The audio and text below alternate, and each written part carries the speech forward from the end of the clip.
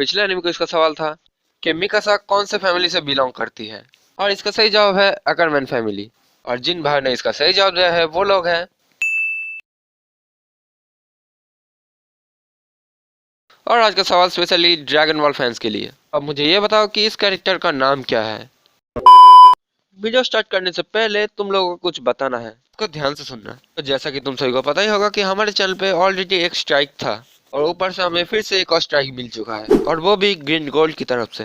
Green gold वही company है जो छोटा भीम के कार्टून को बनाता है। मैंने बहुत समय पहले एक वीडियो बनाया था, पता नहीं वो वीडियो तुम लोगों को याद होगा कि नहीं। जो भी पुराने सब्सक्राइबर्स हो उनके लिए मैं बोल रहा हूँ। ये मैंने एक वीडियो बनाया था जहाँ पे मैंने एक्सप्लेन किया था कि आखिर के इंस्टाग्राम पर स्टूडियो दुर्गा और ग्रीन गोल्ड के बीच में एक छोटा बट नॉट मोटा कंट्रोवर्सी हुआ था। इस चीज को एक्सप्लेन करते हुए मैंने एक डिटेल वीडियो बनाया था जहाँ पे मैंने ग्रीन गोल्ड को एक भी गाली नहीं दिया था, ना कि उस वीडियो में मैंने एक भी इस यूज वर्ड का यूज किया था। मेरे पास उधर एक डिटेल इन्फॉर्मेशन दिया था, और इसी वीडियो पे ग्रीन गोल्ड ने स्ट्राइक मारा है। खैर ये सुन के कोई भी ग्रीन गोल्ड को गाली नहीं देगा, शायद उनको लगा कि उनको इस वीडियो में स्ट्राइक मारना जरूरी है इसलिए मार दिया। वैसे मैंने सेकंड स्ट्राइक के बारे में इंस्टा और डिस्कॉर्ड पे पहले ही बता दिया था, इसलिए बोलता हूँ यार इंस्टा और डिस्कॉर्ड पे फॉलो कर लो, ताकि अगर इस चैनल के साथ कोई हादसा हो जाए तो मैं उधर तुम लोगों को वो चीजें बता सकता हूँ। और हो सके तो मेरे सेकंड चैनल यानी कि गेमिंग चैनल को भी सब्सक्राइब कर देना, क्योंकि 2 स्ट्राइक तो ऑलरेडी है। थर्ड स्ट्राइक आने पर तुम लोग जानते ही हो कि चैनल डिलीट हो जाता है। ये तो गया स्ट्राइक की बात। अब मैं इधर बता दूं कि मैं एनिमी एक्सप्लेन वीडियोस को थोड़ा कम कर दूंगा, यानी कि इस चैनल पर वीडियोस तो अपलोड होगा पर एनिमी एक्सप्लेन के वीडियोस थोड़ा कम अपलोड होगा, क्योंकि मैं नहीं चाहता कि मुझे तीसरा स्ट्राइक भी मिले। और आपसे मैं थोड़ा अलग कंटेंट बनाने का ट्राई भी करूंगा। जैसे ही तुम लोग एनिमी एक्सप्लेन वीडियो को सपोर्ट दिखाते हो, उन वीडियोस को भी उतना ही सपोर्ट दिखाना। तो चलो बढ़ते हैं मेन वीडियो की तरफ। कोनिचिवा भाई लोग, तो कैसे हो तुम लोग। तो यार आज हम प्लंजर के एपिसोड 2 को एक्सप्लेन करने वाले हैं। पर इधर बता दो, एपिसोड 1 में मुझसे थोड़ी गलती हो गई। मैंने इस कैरेक्टर का नाम लिचिज बताया था, असल में इस कैरेक्टर का नाम है लीट। उसके लिए मुझे माफ कर देना। और अब शुरू करते हैं एपिसोड 2 के एक्सप्लेनेशन को। एपिसोड के स्टार्टिंग में हमें बताया जाता है आज से कई साल पहले वेस्ट वॉर्स नाम का एक युद्ध हुआ था। युद्ध के मैदान पर चारों तरफ तबाही, मौत और खून खराबा हो रहा था।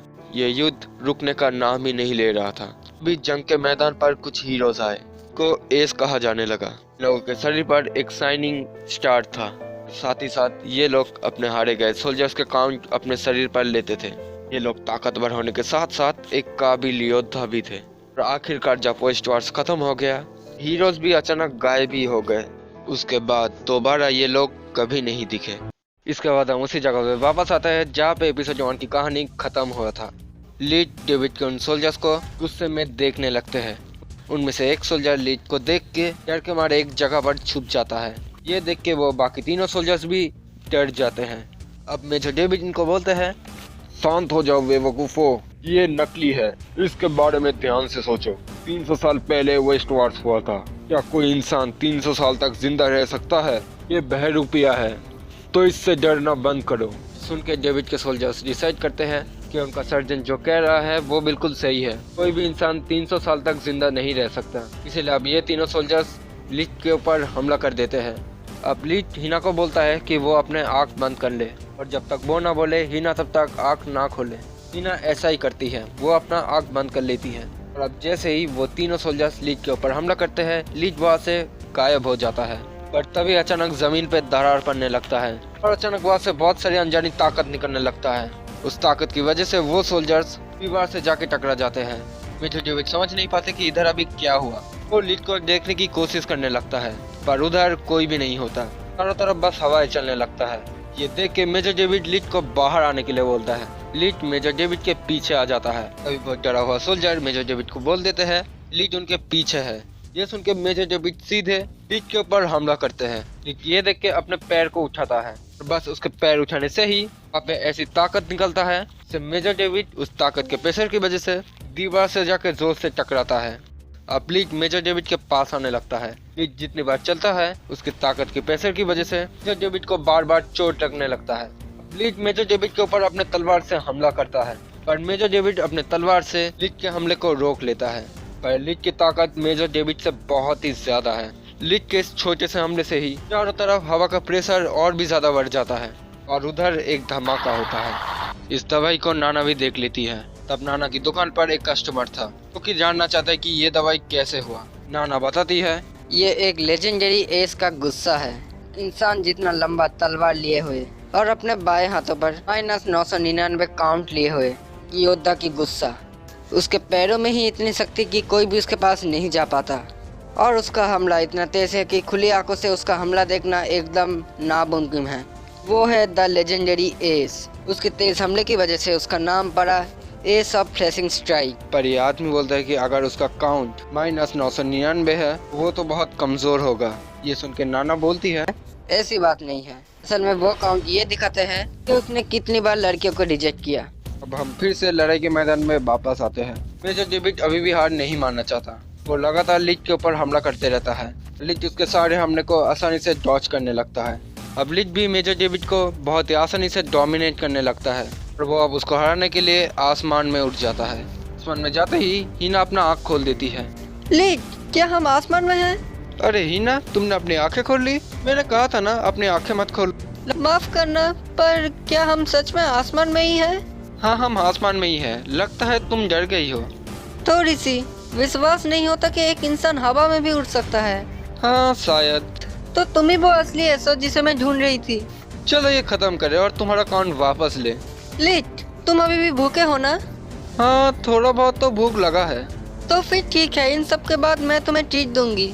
चिंता मत करो हिना, मैं तुम्हारा काउंट वापस दिला दूंगा। नहीं लीड, ये काउंट की बात नहीं है। अगर तुम वो वापस भी ना करो तो भी चलेगा, पर प्लीज खुद पर चोट मत आने देना। तो फिर ठीक है हिना, मैं तुम्हारा काउंट वापस दिलाऊंगा और उसके बाद हम लोग एक साथ खाना खाएंगे, ठीक है? ये बोल के लीड अब सीधा डेविड के ऊपर हमला करता है। लीड के सामने से चारों तरफ धुआं ही धुआं हो जाता है। धुआं हटने के बाद हम देखते हैं कि मेजर डेविड का हालत बहुत ही बुरा है और आखिरकार मेजर डेविड हार मान लेता है, जिससे वो काला हाथ मेजर डेविड का काउंट ले लेता है और हिना के शरीर पर चिपका देता है। अब काउंट मिलने से ज्यादा हिना को इस बात की खुशी है कि उसने आखिरकार असली लेजेंडरी एस को ढूंढ ही लिया। वो इमोशनल होकर रोने लगती है। लीड देखता है कि हिना के पास अभी भी उसका बैलेट है। साथ ही साथ जो सोल्जर लीड को देख के डर गया था और इस लड़ाई में मेजर डेविड के साथ नहीं था, वो सोल्जर हिना और लीड को देख रहे थे। लीड ये नोटिस करता है वो सोल्जर इन दोनों को देख रहे थे और अब लीड हिना के बैलेट को छीन लेता है। वो हिना को बोलता है कि बैलेट का प्राइस मार्केट में अच्छा है, वो उसको बेच देगा। हिना को पहले लगता है कि लीड मजाक कर रहा है। लीड के एक्सप्रेशन को देख के हिना समझ जाती है कि लीड उसको बैलेट वापस नहीं देने वाला। हिना इधर समझ नहीं पाती कि लीड ऐसा क्यों कर रहा है और वो अचानक बदल कैसे गया। तभी लीड हिना को एक डॉल देता है। वो बोलता है कि वो इस बैलेट को फ्री में नहीं लेगा, पर हिना इधर अपनी माँ की आखिरी निशानी को नहीं देना चाहती। लीड ये देख के बोलता है कि अगर हिना उस बैलेट को लीड को नहीं देगी तो हिना को अपना स्टार फिर से दाव पे लगाना होगा। पर हिना देख चुकी है कि लीड की ताकत क्या है और लीड भी जानता है कि हिना अपना स्टार दाव पे नहीं लगाने वाला। जिसके बाद लीड हिना को बोलता है कि हिना जिसको ढूंढ रही है वो लीड नहीं कोई और ही है और वो उस पुतले को हिना को देख के वहाँ से चला जाता है। अभी शाम हो चुका है। हिना नाना के पास वापस आती है। अब वो दोनों बैठ के बातें करने लगते हैं। इधर हिना नाना को सारी बात खुल के बताती है जो कुछ भी थोड़ी देर पहले हुआ था। हिना भी बहुत दुखी है कि उसकी माँ की आखिरी निशानी लीड लेके चला गया और वो कुछ भी नहीं कर पाई। नाना ये सुन के थोड़ा सा हैरान रहती है और वो उस डॉल को ध्यान से देखती है और उस डॉल को देखते टाइम हिना को कुछ एहसास होता है। वो तुरंत हिना को बोलता है कि वो इस डॉल को पकड़ ले। हिना कुछ भी समझ नहीं पाती और वो नाना की बात को मान लेती है और जैसे ही हिना उस डॉल को पकड़ती है अचानक वो डॉल ब्लास्ट हो जाता है और उस ब्लास्ट से काफी सारे फूल और हिना का बैलेट बाहर आता है। ये वही बैलेट है जो कि हिना की माँ ने उसको दिया था। हिना अभी भी कंफ्यूज है कि ये बैलेट यहाँ पे कैसे आया।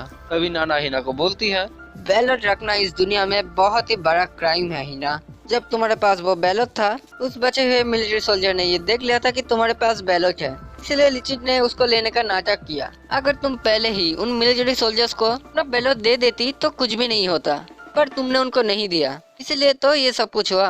और अगर तुम मिलिट्री से छुपा भी लो तो इधर काफी सारे खतरनाक चोर हैं जो कि बैलेट को लेने के लिए कुछ भी कर सकते हैं, क्योंकि बैलेट बहुत ही कीमती चीज है। इतने कम जानकारी के साथ तुम 3 दिन भी ठीक से नहीं जी पाओगी हिना। इसलिए लीड ने उस मिलिट्री सोल्जर्स के सामने ये दिखाया कि बैलेट तुम्हारे पास नहीं उसके पास है। वो बेवकूफ ऐसा ही है। अब हम लीड को देखते हैं। लीड इस शहर को छोड़ के जाने वाला है। वो अलग शहर में जाने के लिए एक बैलगाड़ी को पकड़ता है। तभी हिना दौड़ते दौड़ते लिट के पास आती है। वो लिट को चिल्ला चिल्ला के आवाज लगाती है और रुक जाने के लिए बोलती है, पर लिट नहीं मानता। तभी हिना लिट को चिल्ला के बोलती है, लिट रुक जाओ, प्लीज रुक जाओ। तुम्हें नहीं पता लिट, मैं पूरी जिंदगी अकेली थी।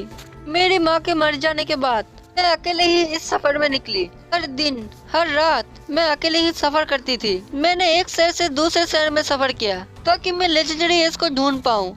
जब मैं इस शहर में आई और तुम दोनों से मिली तब मैं बहुत खुश थी। मैं जिंदगी में पहली बार इतना हंसी थी जितना मैंने कभी नहीं हंसा। प्लीज लिट रुक जाओ, मत जाओ। ये बोलते बोलते हाना अचानक गिर जाती है, पर लिट तब भी नहीं रुकता। वो इस शहर को छोड़ के जाने लगता है और हम देखते हैं कि लिट का काउंट -999 से 1000 हो चुका है। लिट को जाते हुए देख हाना बोलती है, मैं तुमसे नफरत करती हूँ लिट। थोड़ी देर बाद उधर एक सोल्जर आता है। हिना को याद आता है कि ये सोल्जर्स वही सोल्जर है जिसने लिट के डर के मारे उससे लड़ाई नहीं किया था। तब हिना के पास उसका बैलट था और ये चीज ये सोल्जर भी देख लेता है। और जैसे हिना रियलाइज करता है कि सोल्जर ने उसके बैलट को देख लिया तब वो डर जाती है। और ये सोल्जर बताता है कि उसको बैलट में कोई भी इंटरेस्ट नहीं है और वो इधर हिना को शुक्रिया बोलने आया है। हिना इधर समझ नहीं पाती कि ये सोल्जर आखिरकार इसको शुक्रिया क्यों बोलना चाहता है। तब ये सोल्जर बताता है कि हिना की वजह से ही वो एस को ढूंढ पाया और वो अब अपने मेन कमांडर को इस बात का रिपोर्ट अच्छे से दे सकता है। वो सोल्जर लिट के सारे दांवपेच की तारीफ करने लगता है। ये बोल के वो सोल्जर अपना कम्युनिकेशन सिस्टम निकालता है और किसी को इन्फॉर्मेशन देने लगता है। मैं हूँ, आखिरकार मैंने लेजेंडरी एस को ढूंढ ही लिया। Identification code 001 S of flashing strikes lead batch. वो जिंदा है। और इस सोल्जर की इसी शब्द के साथ एपिसोड 2 की कहानी खत्म हो जाता है। तो यही था एपिसोड 2 की पूरी कहानी। अब अगर ये वीडियो तुम्हें अच्छा लगा तो इस वीडियो को लाइक करो, कमेंट करो, शेयर करो और अगर चैनल पे नए हो तो चैनल को सब्सक्राइब करके घंटे को ऑल पे सेट कर दो। इंस्टा और डिस्कॉर्ड पे फॉलो कर लेना, लिंक डिस्क्रिप्शन बॉक्स में ही मिल जाएगा। तो फाइनली आज की इस वीडियो को यही पेंट करते हैं। आरा आरा सायोनारा।